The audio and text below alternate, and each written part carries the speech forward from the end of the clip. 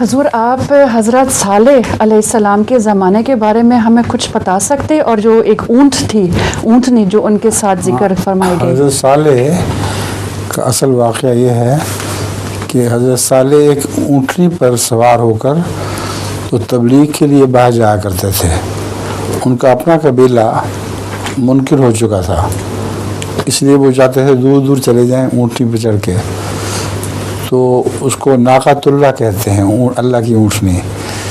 وہ حضرت صالح کو روکنے کی خاطر ان کی قوم نے سازش کی اور اونٹنی کی کونچیں کاٹ دیں، جس کی وجہ سے وہ بیکار ہو کے گر پڑی.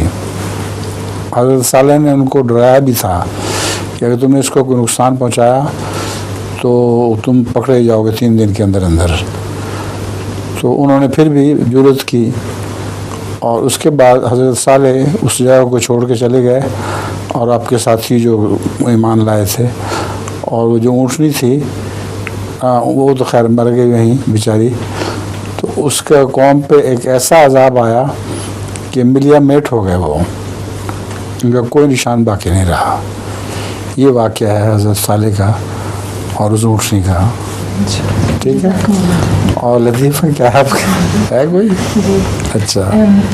دو آدمی مر جاتے ہیں، اچھا. تو ان کا اکٹھا جنازہ ہوتا ہے. اچھا. اور قبریں بھی ساتھ ساتھ ہوتی ہیں. اچھا. تو رات کو اٹھ کے بیٹھ جاتے ہیں، تو پہلا دوسرے سے پوچھتا ہے کہ تم کس چیز سے مرے ہوتے ہو. پہلا پوچھتا دوسرے سے کس چیز سے مرے ہوتے ہو. اچھا. تو وہ کہتا ہے میں حیرانگی سے مرا تھا. اچھا. تو وہ کہتا ہے کیسے؟ تو کہتا ہے میں جب گھر جاتا ہوں تو میری بیوی کی آواز آتی کسی سے بات کرتے ہوئے، تو میں دیکھتا ہوں کہ کہیں کوئی ہے کہ نہیں، تو ملا نہیں، تو میں مر گیا نا حیرانگی سے. اچھا. تو دوسرا پوچھتا ہے کہ اگر تم فریج میں دیکھتے تو نہ میں سردی سے نہ مرتا اور نہ تم حیرانگی سے مرتے. اچھا.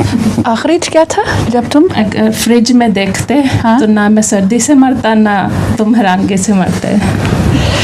اچھا. فریج میں بند ہوا تھا یہ. جی ٹھیک ہے.